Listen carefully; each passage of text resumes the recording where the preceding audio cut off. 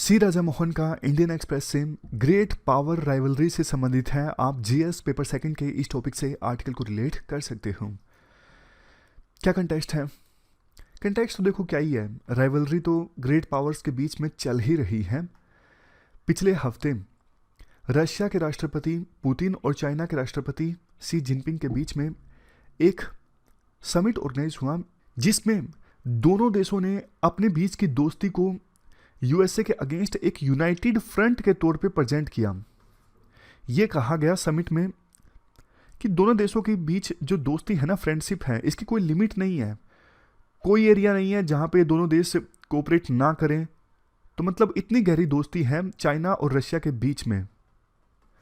अब इस हफ्ते जर्मनी के चांसलर यूएसए की यात्रा पर जाएंगे और वहां पर उनके ऊपर दबाव होगा ये बोलने का कि भैया हम नाटो के साथ में हैं, रशिया के अगेंस्ट हम रशिया के ऊपर सॉफ्ट नहीं है।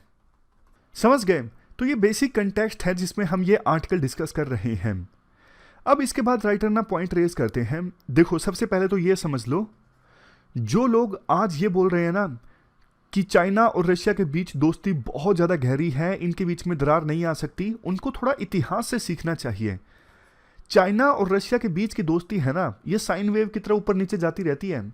1950s में ये अलाय थे ज़बरदस्त, लेकिन 1960s में और 70s में दुश्मन बन गए, लेकिन 2000s में फिर से दोस्त बन गए।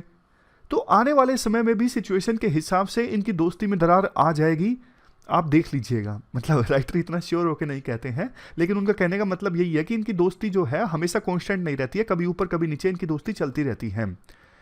अब ये दोनों ना अपने यूनाइटेड फ्रंट का इस्तेमाल कर रही हैं, मतलब यूएसए को दिखा रहे हैं कि देखो हम दोनों एक हैं। तो इस दोस्ती का ये दोनों देश ना फायदा उठाना चाहते हैं यूएसए पर प्रेशर डालने के लिए, यूएसए से अपनी बात मनवाने के लिए। जैसे यूरोप में आपको पता है रशिया अपना इन्फ्लुएंस जमाना चाहता है, जो उसका कोल्ड वार के समय था। तो रशिया चाइना के साथ दोस्ती दिखा के यूएसए को बोलना चाहता है कि आप हमारी डिमांड्स मान लीजिए, अगर अदरवाइज आपको दिक्कत होगी। मांगे उनकी क्या है? मांगे उनकी यही है कि नाटो को आप एक्सपेंड मत करो, नाटो में आप यूक्रेन, जॉर्जिया इन देशों को मत शामिल करो, और नाटो का ईस्टवर्ड एक्सपेंशन मत करो आप यूरोप में। ये इसकी मांगे हैं। तो अगर रशिया और चाइना के बीच में दोस्ती ज्यादा गहरी होती है ना, तो ये दो देश यूएसए से अपनी मांगे मनवा सकते हैं। बट सी राजा मोहन को यह लगता है कि ये दोनों देश ना भ्रम में हैं। भ्रम में इसलिए है कि यूएसए आज भी इन दोनों देशों से ज्यादा ताकतवर है। अगर ये दो देश मिल भी जाए ना, तो भी यूएसए ज्यादा ताकतवर है। आपको लगेगा ऐसे कैसे, इतना भी ताकतवर यूएसए नहीं है। देखो, आज के समय में ना टॉप आप 10 वर्ल्ड की इकोनॉमीज उठा के देख लीजिए। वर्ल्ड की जो आज के समय में टॉप 10 इकोनॉमीज है ना, उनमें रशिया का नाम ही नहीं है। और ज्यादातर जो टॉप 10 इकोनॉमीज है ना, उनमें वो देश हैं जो यूएसए के अलाय कंट्रीज हैं, यूएसए के दोस्त हैं, जैसे जापान, जर्मनी, यूके, फ्रांस, ये सारे यूएसए के मित्र देश हैं ना। तो यूएसए को कम करके आंकना ये ठीक नहीं है। यूएसए के पास आज भी इनफ मिलिट्री रिसोर्सेज हैं कि यूएसए मॉस्को और बीजिंग दोनों का एक साथ मुकाबला कर सकता है। इवन 1970s में भी ये बात बहुत बोली जा रही थी कि यूएसए अब डिक्लाइन कर गया है, लेकिन यूएसए एक ऐसी पावर है, जो हमारे विदेश मंत्री ने भी एक बार बोला था, अमेजिंगली रिजिलियंट पावर है यूएसए। यूएसए को अपने आप को री इन्वेंट करना आता है। अभी कुछ एक्सपर्ट्स को यह लगता है कि यूएसए जो है वो अफगानिस्तान में युद्ध हार गया। यूएसए युद्ध हारा नहीं, यूएसए ने अपनी प्रायोरिटीज चेंज की हैं। यूएसए को अभी लगता है कि हमें अभी ग्रेट पावर्स पे फोकस करना चाहिए, मतलब रशिया, चाइना, इन देशों पे फोकस करना चाहिए, ना कि अफगानिस्तान पे। तो एक कदम यूएसए ने पीछे लिया है। इसका मतलब ये नहीं है कि वो डर के भाग गया है, बल्कि देखो चाइना और रशिया इन देशों के कुछ कदम खुद ही यूएसए को हेल्प कर रहे हैं री इन्वेंट करने में। जैसे रशिया जो अपने आप को असर्ट कर रहा है ना, इसकी वजह से हमने पहले भी ये डिस्कस किया था, नाटो जो ऑर्गेनाइजेशन है पहले ठंडे बस्ते में पड़ी थी। ट्रंप ने तो नाटो को बंद करने की बात बोल दी थी, लेकिन नाटो फिर से एक्टिव हो गई है। क्यों? क्योंकि रशिया यूक्रेन के ऊपर अटैक करने वाला ऐसी संभावना है।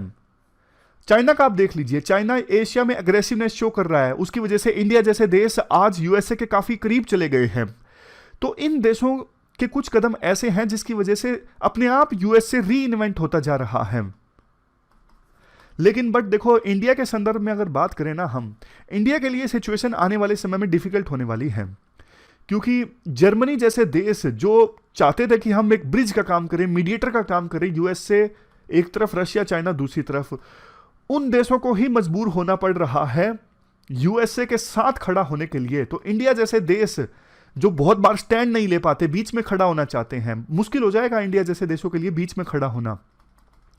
कल को देखो रशिया और यूएसए, इनके बीच में अगर डिफरेंसेस, टेंशंस बहुत ज्यादा बढ़ जाती है ना, तो इंडिया के पास इतनी लिवरेज नहीं है कि इंडिया उन टेंशंस को डिफ्यूज कर दे। तो इंडिया को जाना ही पड़ेगा यूएसए के साथ में। मतलब पहले इंडिया कभी कभार जो टाइट रस्सी पर चल जाता है ना, बैलेंस इस्टेब्लिश कर लेता है। आगे आगे इंडिया के लिए बैलेंस इस्टेब्लिश करना बहुत मुश्किल होगा, क्योंकि टेंशंस जो हैं वो बहुत ज्यादा बढ़ रही हैं इन देशों के बीच में धीरे धीरे।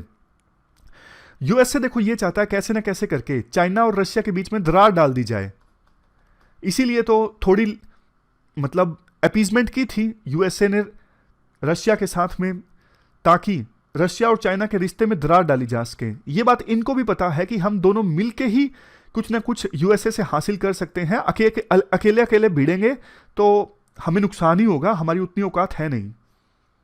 इसलिए तो बार बार पुतिन और जिनपिंग जो है आपस में मिलते हैं और यूनाइटेड फ्रंट शो करते हैं यूएसए के सामने। लास्ट में देखो एक बात ये बोली जाती है, यूएसए के पास एक एडवांटेज डेमोक्रेसी का भी है। बेशक देखो पुतिन और जिनपिंग ये स्ट्रॉन्ग लीडर्स हैं, ऑथोरिटेरियन लीडर्स हैं, और ऑथोरिटेरियन रेजिम का फायदा होता है, लेकिन नुकसान भी होता है। जब ऑथोरिटेरियन रेजिम ध्वस्त होता है ना, तो फिर वो देश बहुत कमजोर हो जाता है। जैसे देखो शीशा होता है, कांच का शीशा जो होता है ना, वो वैसे तो स्ट्रॉन्ग होता है, लेकिन थोड़ा सा भी टूटता है ना, वो पूरी बोतल ही टूट जाती है। तो उसी प्रकार से चीज चाइना और रशिया के साथ में है।